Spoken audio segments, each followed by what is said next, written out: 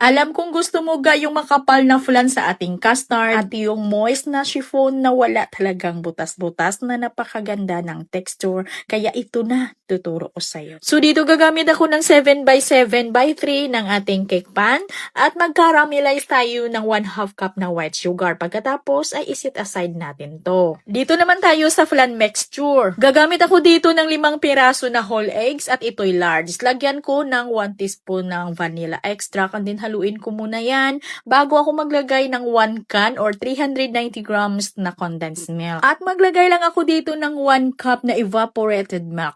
1 cup lang yung ilagay ko dito. At haluin ito ng padahan-dahan hanggang sa mag-well combine at okay na.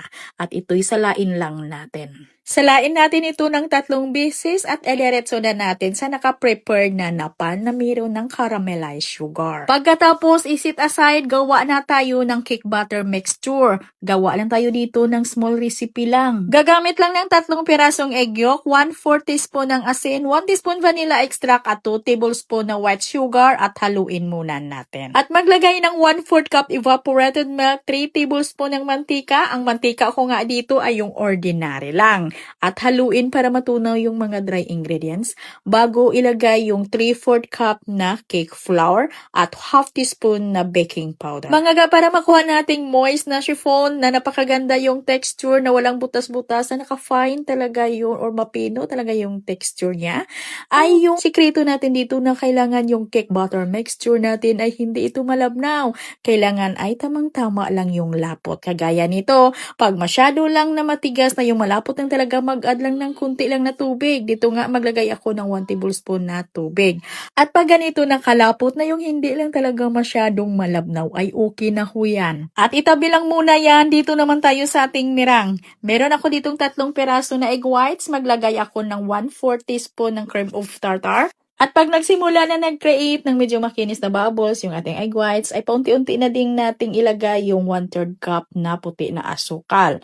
Paunti-unti lang talaga yung paglagay natin dito hanggang sa ito'y maubos. At tips din ha, para maganda talaga yung alsa ng ating egg whites, kailangan yung egg whites natin ay hindi yan mahaluan ng egg yolk.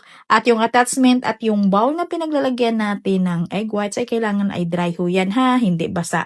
Para maganda talagang alsa na hindi siya babagsak. So ito na yung consistency ng ating mirang. Ilipat na natin dito or halo na sa cake batter mixture ng kalahati lang muna. Balik kukuha lang muna tayo dyan ng kalahati lang. I-tempered muna natin dito sa cake batter mixture. Pagkatapos ay pwede na nating ilagay lahat yung natira pa natin na mirang. At ganun din, cut and fold or haluin lang talaga ito ng padahan-dahan ha. Padahan-dahan lang talaga. At kailangan ay huwag lang itong ma-overmix. Pag nakikita natin yan na wala na tayong makitang mga cake batter mixture na yung wala ng mga dilaw, ay okay na ho yan. Huwag lang natin yang masubrahan sa paghalo. At sa puntong ito, kailangan ay nakapagpainit na tayo ng ating oven dahil ay isa lang natin ito agad. Yung ating cake batter ay hindi na ito makapaghintay or yung ating cake mixture. At padahan-dahanin na nating ibuhos dito sa naka-prepared na natin na lianira na meron ng flan mixture. At siguraduhin lang natin na walang butas yung tray na pinagpatungan natin ng mixture natin kasi maglagay tayo dito ng mainit na tubig ha. At damihan lang natin ng tubig para magpantay dito sa makapal natin na flan mixture. At isa lang ko ito sa 160 degrees Celsius yung aking oven sa loob ng 1 oras at 20 minutos. At pagkatapos ng 1 oras balitakpan ko muna yung ibabaw ng ating cake at dagdagan ko ito ng mga 20 minutes para hindi din masunog yung ating cake kasi ay medyo makapal yung ating flan mixture. Kaya ay dagdagan natin ng mga 20 minutos para lutong-luto talaga yung ating flan. At sa pagluto talaga nito ay kakadepende sa gamit natin na oven. At ito'y pinalamig ko muna bago ko ito pinasok sa aking chiller.